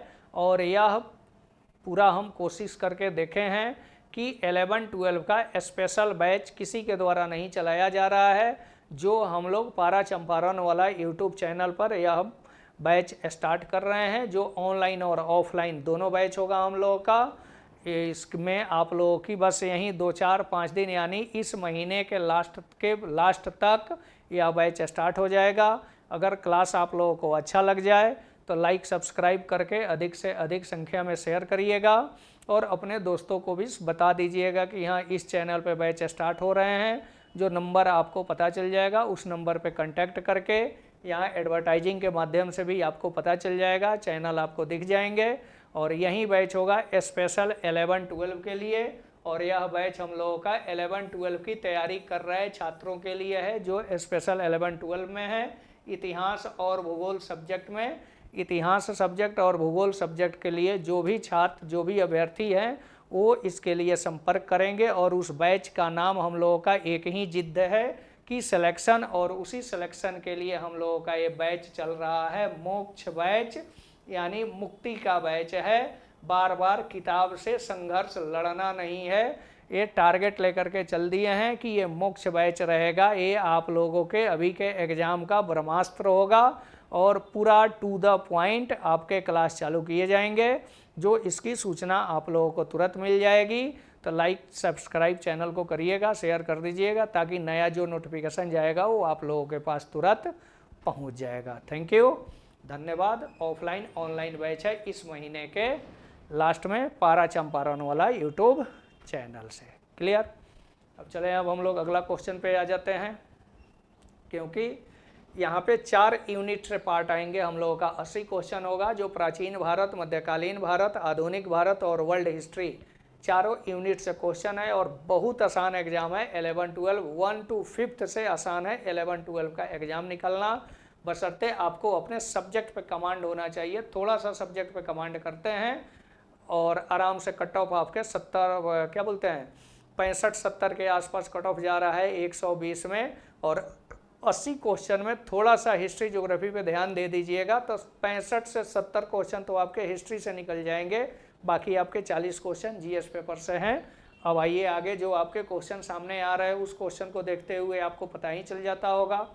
इसके अलावा आप लोग अपना प्रीवियस पेपर ले लीजिएगा, 3 बार जो एग्ज़ाम हुआ है उस प्रीवियस पेपर से भी देखिएगा कि कैसे क्वेश्चन पूछा जा रहा है, और उस हिसाब से तैयारी करिए। और मेरी गारंटी है कि 80 क्वेश्चन में से 70+ क्वेश्चन तो बैठा ही दूंगा आप लोगों के पेपर में, कि 70 से 75 क्वेश्चन आपके हिस्ट्री से बैठ जाएंगे। इतना आसान क्वेश्चन है हिस्ट्री और ज्योग्राफी सब्जेक्ट से 11-12 टीचर निकालना। धन्यवाद। तो अब चलिए, अब हम लोग आगे के क्वेश्चन को देखते हैं, क्योंकि आज का क्लास हम लोगों का 80 क्वेश्चन का है, जिसमें केवल हिस्ट्री, प्राचीन भारत, मध्यकालीन भारत और आधुनिक भारत का ही क्वेश्चन है। तो अब अगला क्वेश्चन पे आते हैं। चलिए, अब 51 क्वेश्चन है। निम्नलिखित को सही कालक्रम में रखना है, यानी सही से सजाना है, कौन कैसे जा रहा है। छत्रपति साहू जी महाराज, राजा राम, संभाजी और शिवाजी द्वितीय। तो शिवाजी छत्रपति की उपाधि लेते हैं कब, तो 1672 में अपना राज्याभिषेक करवाते हैं, 1674 में अपना राज्याभिषेक करवाते हैं रायगढ़ में, और वहीं रायगढ़ में राज्याभिषेक करा करके छत्रपति की उपाधि लिए। और उनके मरने के बाद जब 80 में मर जाते हैं तब यहाँ पे संभाजी बनेंगे, और संभाजी बनते हैं 1680 से लेकर के 89 तक। संभाजी जब मर जाते हैं तब राजा राम जी आते हैं, और ये राजा राम बनते हैं 1689 से लेकर के 1700 तक। और इस 1700 के बाद राजा राम की पत्नी ताराबाई थी, और वहीं ताराबाई अपने बेटे शिवाजी द्वितीय को छत्रपति बना लेती है। तो इसको हम लगा देंगे 1700 से लेकर के 1708 तक, क्योंकि 7-8 में एक युद्ध होता है, खेड़ का युद्ध, और इसी खेड़ के युद्ध के बाद ताराबाई हार जाती है, और हारने के बाद यहाँ पर छत्रपति में आ जाएंगे 1707-8 से 1749 तक साहू जी। तो अब यहाँ पे आंसर हो जाएगा हम लोगों का कौन, संभाजी, यानी 3 3 3 दो ही आंसर होगा, तो 3 हो जाएगा, उसके बाद 2 हो जाएगा, 4 हो जाएगा, 1 हो जाएगा, यानी आंसर हो जाएगा हम लोगों का बी। अगला आइए, कौन सा सेना था जिसने बीजापुर के शासक ने अपने सरदार को 59 में शिवाजी को मारने के लिए भेजा था, और वह इनायत, अफजल, शाइस्ता और सैयद यानी अफजल खां था। यानी अफजल खां को मारने के लिए, अफजल खां को कहते हैं सॉरी, मारने के लिए अब बीजापुर के शासक ने अपने सरदार अफजल खां को शिवाजी को मारने के लिए भेजा था। लेकिन अफजल खां के संदेश वाहक कृष्ण भास्कर जी थे, और कृष्ण भास्कर जी ने शिवाजी को जाकर के सूचना दे दी कि ये आपसे मित्रता करने नहीं आ रहा है, ये आपको मारने आ रहा है। तभी 59 में जाकर के प्रतापगढ़ के दक्षिण में बार नामक स्थान पर शिवाजी जो है अफजल खां को फाड़ के मार दिए थे। तो यह सरदार कौन है, अफजल खां है। और वहीं अफजल खां को मारने के बाद यह औरंगजेब अपने मामा शाइस्ता खां को भेजा था दक्षिण भारत में शिवाजी को पराजित करने के लिए। क्या आंसर हो जाएगा बी, शाइस्ता खां। किसने अपनी राजधानी मुर्शिदाबाद से मुंगेर को हस्तांतरित किया है, यानी ये बंगाल का मामला है। बंगाल की राजधानी ढक्का था, ढक्का के बाद मुर्शिदाबाद आया। मुर्शिदाबाद में शहर का निर्माण जो है मुर्शिद कुली खां ने किया था। और वहीं जब बाद में बंगाल पर जब विवाद शुरू हुआ, तो बंगाल पर जब विवाद शुरू हो गया था, तो वहीं ढक्का के बाद मुर्शिदाबाद से लाया गया है मुंगेर, और तब अंत में इसकी राजधानी आ गई है कहाँ पर, दिल्ली 1911-12 में। तो अब इसी समय मुंगेर को राजधानी किसने लाया था, तो जब यहाँ पर सिराजुद्दौला, मीर जाफर, मीर कासिम, ये संघर्ष जब सिराजुद्दौला के समय पलासी और बक्सर का युद्ध के समय में घटना जब घटी थी, तभी वहाँ पर एक मीर जाफर को 1760 में हटा दिया जाता है। सिराजुद्दौला को 1757 में पलासी के युद्ध के बाद मार के इसको हटा दिया गया। तो 1757 से लेकर के 60 तक मीर जाफर नवाब था, और 60 में इसको हटा दिया गया, तो 1760 से लेकर के 64 तक था। तो यहीं मीर कासिम जब नवाब बना था, तो मीर कासिम ने राजधानी अपना बना लिया था मुंगेर में, और मुंगेर में बना करके 1764 में शाह आलम द्वितीय, अवध के नवाब शुजा-उद-दौला और मीर कासिम तीनों ने मिल करके कौन सा युद्ध किया था, बक्सर का युद्ध किया था। तो इसका आंसर हो जाएगा हम लोगों का मीर कासिम। अंग्रेजों ने श्रीरंगपट्टनम की संधि किसके साथ की थी, श्रीरंगपट्टनम की संधि हैदर अली, डुप्लेस, टीपू सुल्तान और नंदराज। श्रीरंगपट्टनम की संधि यानी ये श्रीरंगपट्टनम संधि जो है वो 1792-93 में हुआ है मैसूर में। किसमें, मैसूर में। और मैसूर के राज्य में जो है कर्नवालिस था, और इसी तृतीय मैसूर युद्ध, कौन सा, तृतीय मैसूर युद्ध हुआ था। और इसी तृतीय मैसूर युद्ध के समय जो है कर्नवालिस जो है मराठा और निजाम के साथ मिल करके टीपू सुल्तान को पराजित किया, और वहीं टीपू सुल्तान को पराजित करने के बाद इसने रंगपट्टनम की संधि की थी। तो इसका आंसर हो जाएगा टीपू सुल्तान, क्योंकि मैसूर के साथ 4 युद्ध हुए थे। तो यही तीसरा युद्ध है, कौन सा, तीसरा युद्ध है। और इसी तीसरे युद्ध में श्रीरंगपट्टनम की संधि हुई है टीपू सुल्तान के साथ। 1 को 2 से मिला लेना है। कौन है, लॉर्ड डलहौजी है, विलियम बेंटिक है, रिपन है और करजन है। तो लॉर्ड डलहौजी के बीच में क्या आता है, व्यवगत का सिद्धांत, लॉर्ड डलहौजी व्यवगत का सिद्धांत से जुड़ा हुआ है। विलियम बेंटिक सती प्रथा पर प्रतिबंध लगाता है। रिपन जो है स्वायत्त शासन से जुड़ा हुआ है और कर्जन जो है बंगाल के विभाजन से जुड़ा हुआ है। क्लियर हो गए? तो 4 1 2 3 4 1 2 3 यहाँ पे आंसर हो जाएगा हम लोगों का ए। 1802 में बसीन की संधि पर हस्ताक्षर किसने किया था? तो बसीन की संधि जो है मराठों के बीच हुई है। किसके? मराठा प्लस अंग्रेज के बीच हुआ है। और इसी के बाद 1803 से 1805 के बीच जो है दूसरा आंग्ल मराठा युद्ध हुआ है। कौन कौन सा? दूसरा आंग्ल मराठा युद्ध चला था और इसी में चल रहा है अंग्रेज बाजीराव प्रथम, अंग्रेज बाजीराव द्वितीय, फ्रांसीसी बाजीराव, डच बाजीराव। तो यहाँ पे आंसर हो जाएगा बाजीराव, अंग्रेज और बाजीराव, क्योंकि यशवंतराव होलकर के भाई बिट्ठू जी की हत्या जो है सिंधिया और भोसले ने मिलकर के कर दिया था। तभी जाकर के यशवंतराव होलकर ने पूना पे कब्जा कर लिया और पूना पे जब कब्जा किए तो बाजीराव द्वितीय को पेशवा के पद से हटा करके पूना जीत लिए। और जब वहीं पूना जीत लिए तभी क्या हुआ, बाजीराव द्वितीय जो है वह चला गया अंग्रेज़ों की शरण में और अंग्रेज़ों की शरण में जाकर के 1802 में बसीन की संधि कर रहे हैं। और वहीं बसीन की संधि करने के बाद 3 में शुरू हो गया द्वितीय आंग्ल मराठा युद्ध। तो द्वितीय आंग्ल मराठा युद्ध में सब लोग एक साथ लड़ रहे थे, अंग्रेज अलग लड़ रहे थे। सभी को अंग्रेज़ों ने एक एक करके पराजित किया और अलग अलग संधि की थी। तो यही संधि है अंग्रेज और बाजीराव के बीच में। ब्रिटिश साम्राज्य में अवध को कब मिलाया गया है? तो अवध को मिलाने के लिए कौन सा समय था? 53, 54, 55, 56। तो भारत का ये अवध राज्य था। ये अवध को बफर राज्य के नाम से जाना जाता है। अवध किस नाम से था? बफर राज्य के नाम से जाना जाता है। और इस बफर राज्य में इसकी स्थापना सआदत खां यानी स्वतंत्र राज्य की स्थापना सआदत खां ने किया है, जिसके उपाधि बुरहान उल मुल्क है। क्या बोला जाता है इसको?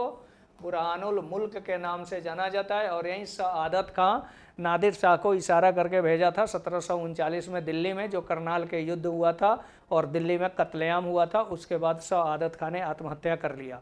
तो अंग्रेज़ों ने अवध को बफर राज्य बना लिया क्योंकि मराठा और अंग्रेज़ों के बीच में स्थित था। और इसी अवध को जब अंग्रेज़ों ने पूरे भारत को जीत लिया, जब भारत में कोई राज्य नहीं बचा, तो इस अवध के ऊपर 1856 में एकमात्र राज्य जहां पर कुशासन का आरोप लगाया है। किसका आरोप?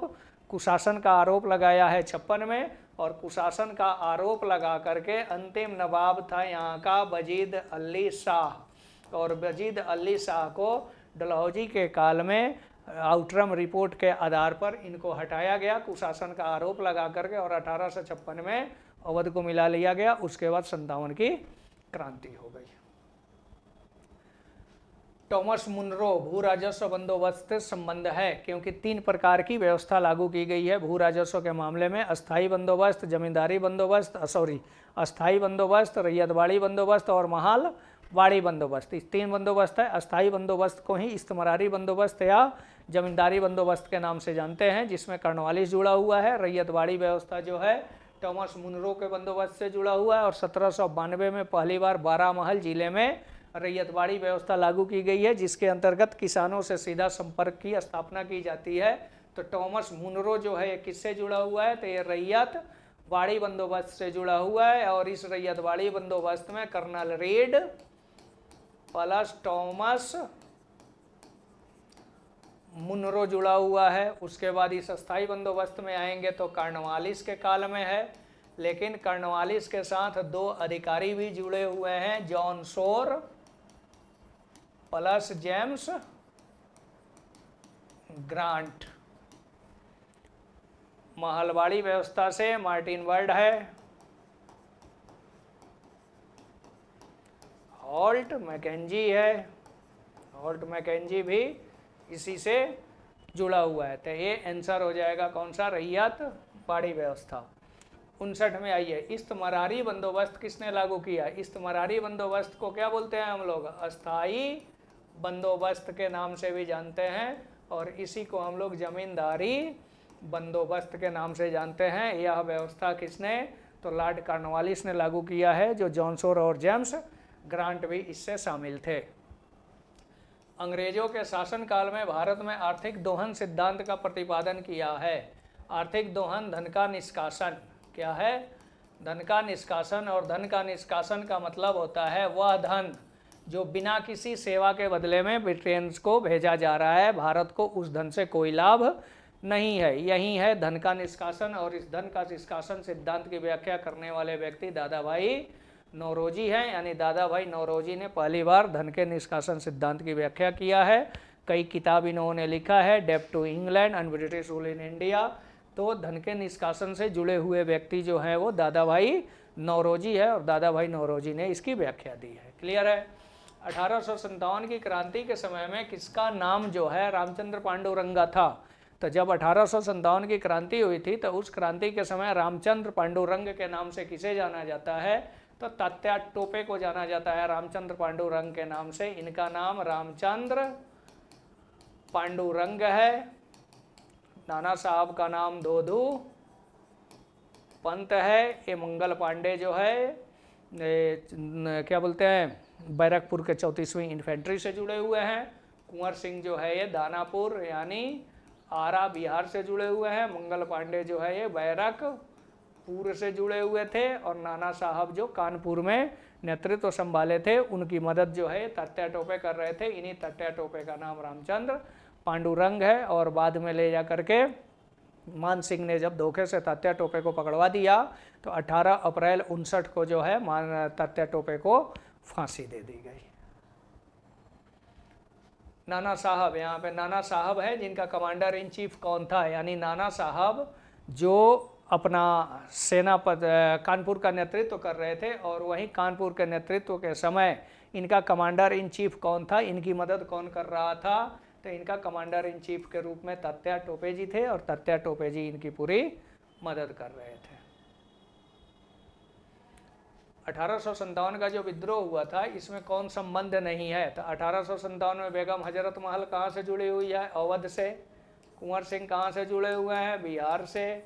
मौलवी अहमदुल्ला जो जुड़े हुए हैं वो बरेली से जुड़े हुए हैं। उधम सिंह, ये उधम सिंह राष्ट्रीय आंदोलन से जुड़े हुए हैं। तो उधम सिंह यहाँ से नहीं होंगे। ये नेशनल मूवमेंट राष्ट्रीय आंदोलन के क्रांतिकारी चरण से जुड़े हुए हैं।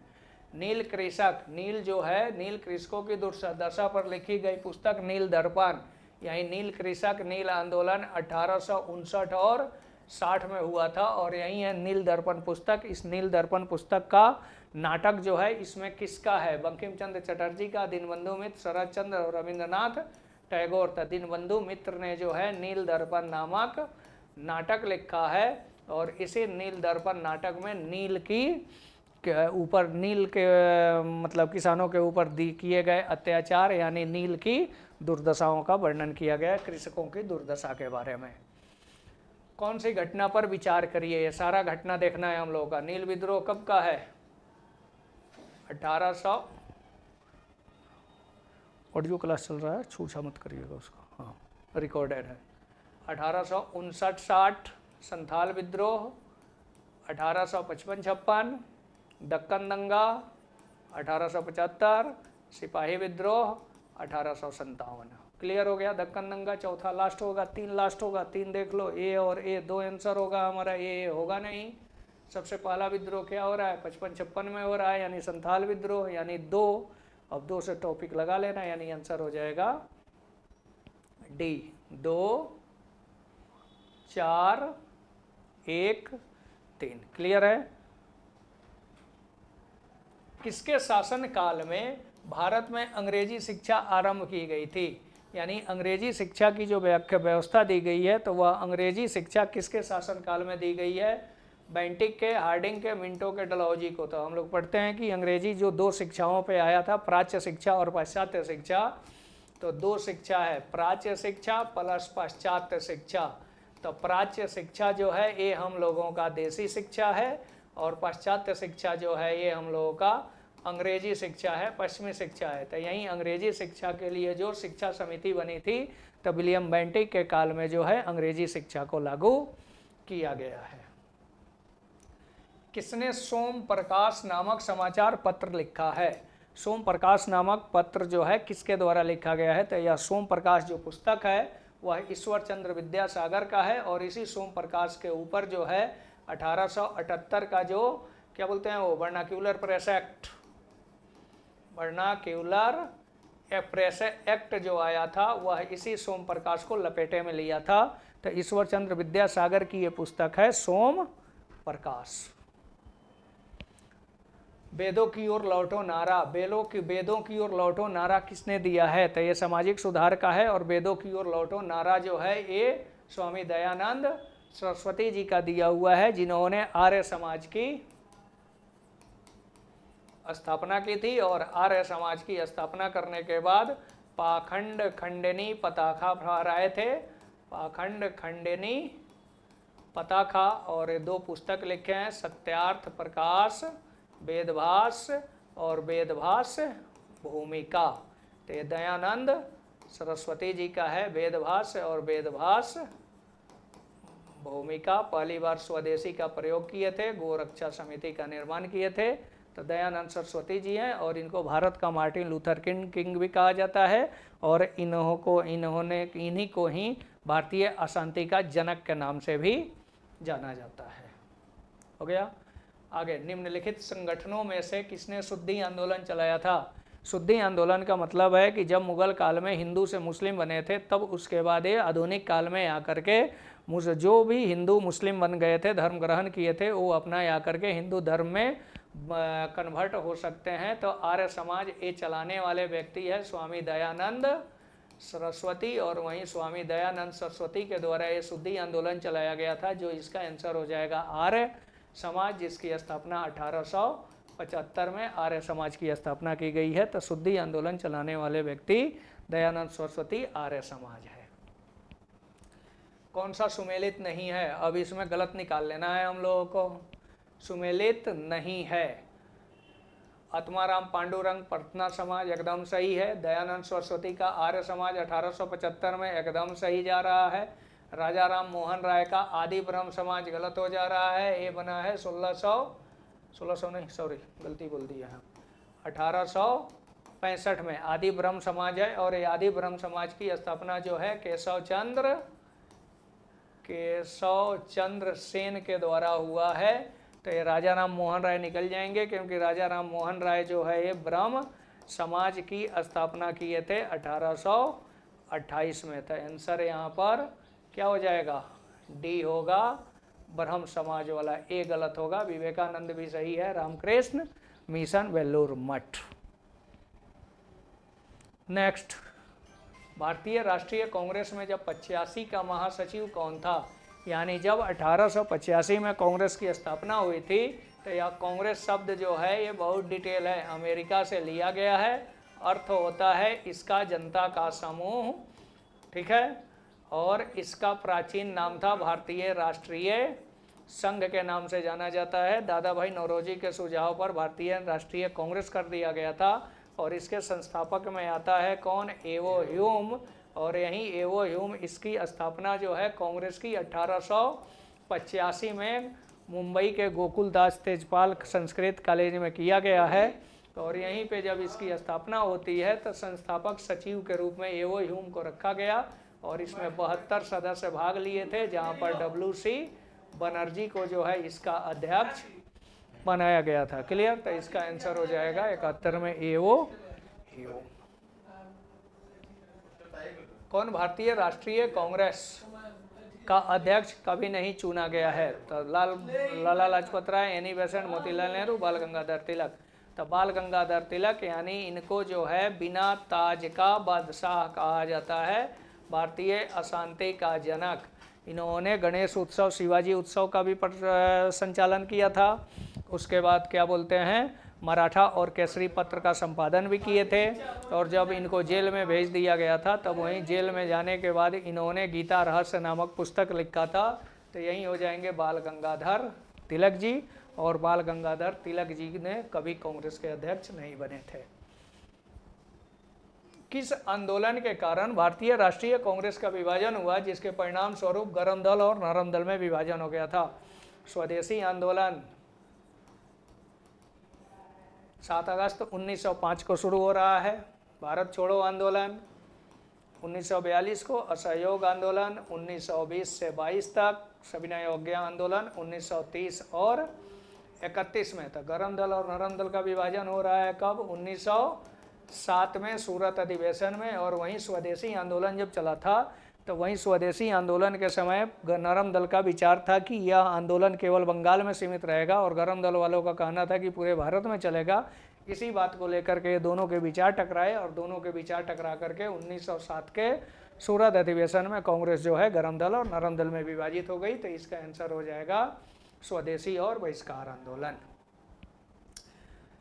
जेल में भूख हड़ताल के कारण किस स्वतंत्रता सेनानी की मृत्यु हो गई है? जतिन दास। कौन थे?